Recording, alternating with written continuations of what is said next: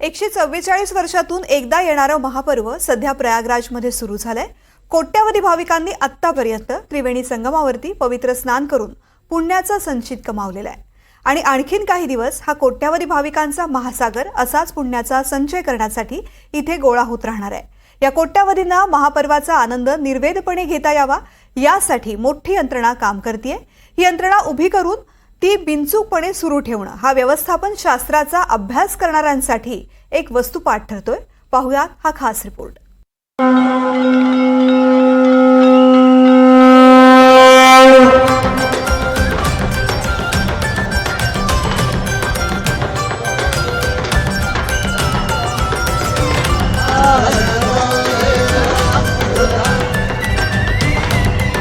विशाल, विराट, अद्भुत, अनाकलनीय, अविस्मरणीय, महोत्सव, महाकुंभ।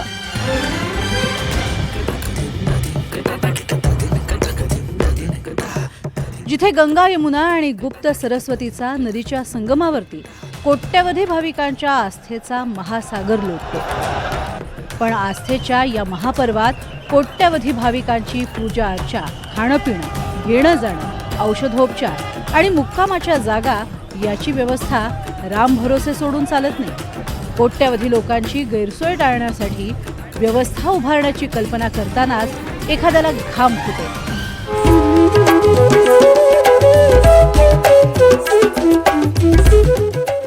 पण संकल्प योग्य असेल आणि ध्येय गाठण्यासाठी दिवस रात्र मेहनत करण्याची तयारी असेल तर सारं काही सहज शक्य होऊ शकतं।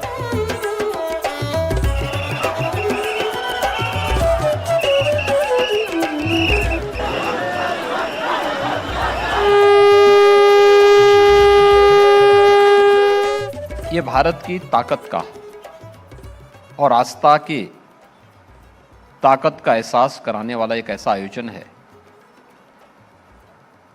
जो दुनिया के लिए अकल्पनीय है और वर्तमान पीढ़ी के लिए अविस्मरणीय भी। 13 जनवरी से 26 फरवरी के बीच 45 दिनों के अंदर इस सदी का ये महाकुंभ आने वाली पीढ़ियों के लिए अविस्मरणीय होगा। और इसको लेकर के प्रधानमंत्री मोदी जी ने जो विजन दिया था उसको पूरी प्रतिबद्धता के साथ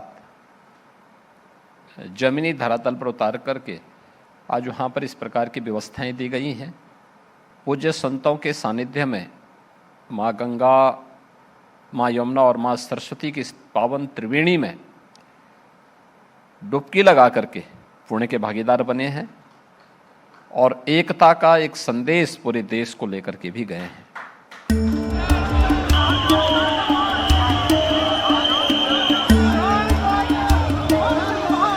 26 जानेवारीपर्यंत जवळपास 12 कोटी भाविकांनी संगमावर पवित्र स्नान केलं आणि दिवसेंदिवस ही संख्या वाढतीये। मौनी अमावस्येच्या दिवशी 5 कोटी लोकांनी स्नान केलं। मात्र येणाऱ्या भाविकांची संख्या नेमकी कशी मोजली जाते हा प्रश्न पडल्याशिवाय राहत नाही।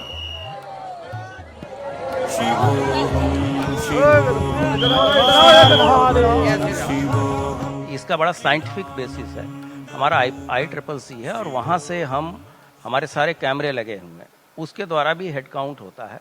उसको हम क्रॉस वेरीफाई भी कराते हैं। हमारे पास ऐसे कैमरे भी हैं जो हीट एनालिसिस भी करते हैं कि अगर किसी जगह पे कितने लोग हैं और उनके बॉडी हीट कितना हो रहा है, तो अगर वो थ्रेशोल्ड से ज़्यादा होने लगता है तो हम लोगों को अपने होल्डिंग एरिया में रोक लेते हैं। और हमारे पास नाइट कैमराज भी हैं, हमारे पास तीथर ड्रोन भी हैं, वो भी उनका जो इनपुट होता है वो भी AI इनेबल्ड है। तो उसके द्वारा हमारी काउंटिंग होती है और उसके लिए हमारी अलग टीम है जिसको इन चीज़ों को देख के और शाम रात तक, देर रात तक इन चीज़ों को फाइनल करती है कि प्रतिदिन लगभग कितने लोग आए। गुरुवे शरणम, गुरुवे शरणम, गुरुवे शरणम। कोट्यवधी भाविकांच्या सागराला योग्य दिशा देणं, महाकुंभ परिसरात सुरक्षा व्यवस्था उभारण्यासाठी यंत्रणा तयार करणं अशी कामं एका रात्रीत होत नसतात. सगळी व्यवस्था सुरळीत चालवण्यासाठी प्रशासन खूप आधीपासूनच तयारीला लागतं, जेणेकरून महापर्वाला येणाऱ्या भाविकांची गैरसोय होणार नाही.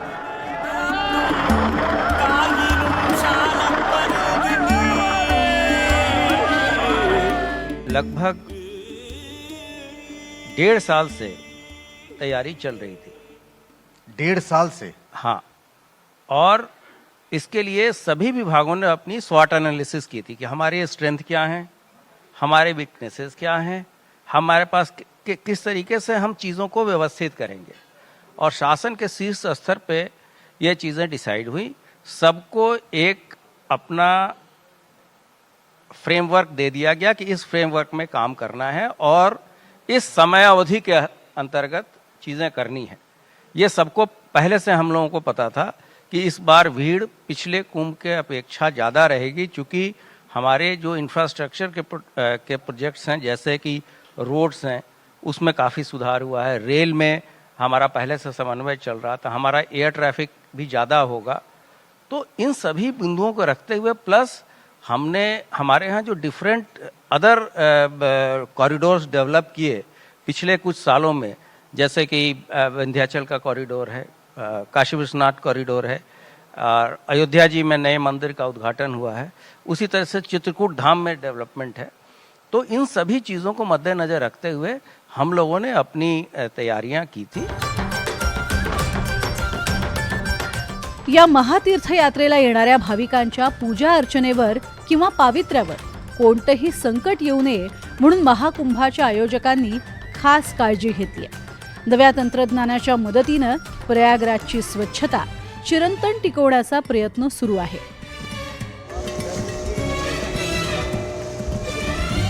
टॉयलेट्स को क्यूआर कोड से लोकेट करते हैं कि कहाँ पे जो है फीकल मैटर जम गया है. उसके अलावा जैसे आपने कहा कि क्यूआर कोड से आप पता कर लेते हैं कि फलाने जगह पर जो टॉयलेट लगा वो गंदा है. हर टॉयलेट जो है क्यूआर कोड से अटैच्ड है और उसमें कब लास्ट सफाई हुई इस तरह की चीजें भी वहां पे लगाई गई हैं. और जो ओवरऑल सफाई की व्यवस्था है, जो फीकल स्लज मैनेजमेंट है, पहले क्या होता था कि गड्ढों में इसे डाल दिया जाता था और उसको फिर कवर कर देते थे, परंतु उससे ओडोर वगैरह के इश्यूज रहते थे.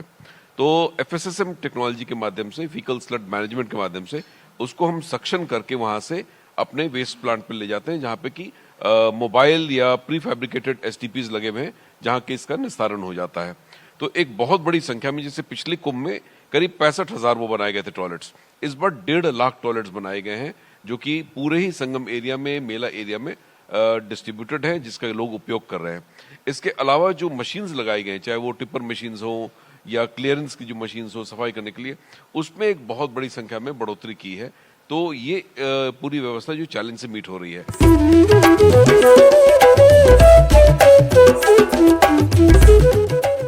म्हणूनच येणाऱ्या भाविकांना अध्यात्माच्या परमोच्च बिंदू गाठल्याचा आनंद इथे मिळतोय.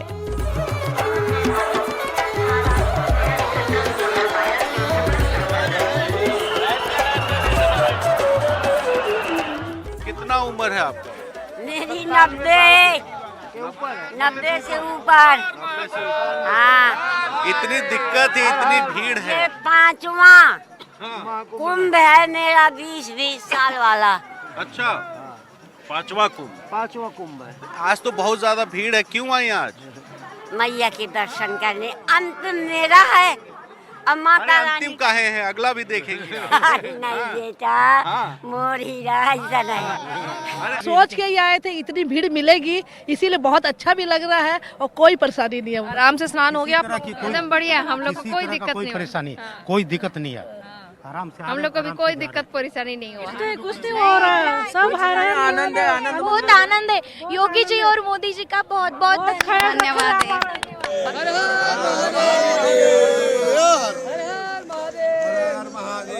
गुजरात से इधर पहुंचे हम. इतना भाग्यशाली हम. कैसे आए? हम टेम्पो ट्रैवल्स बंधवा के आए.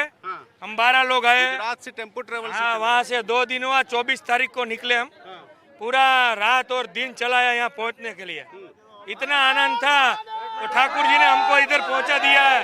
बहुत आनंद आ रहा है कि 144 साल के बाद इतना बड़ा कुंभ हुआ है तो हमको इतना आनंद आ रहा है। इतक्या मोठ्या प्रमाणात कोट्यवधी लोकांचं व्यवस्थापन करून पंतप्रधान नरेंद्र मोदी आणि मुख्यमंत्री योगी आदित्यनाथ यांच्या प्रेरणेनं साध्य झालंय. व्यवस्थापनाच्या या मॉडेलचा अभ्यास व्यवस्थापन शास्त्राचे अभ्यासक आणि विद्यार्थी यांच्यासाठी एक वस्तुपाठ ठरणार आहे.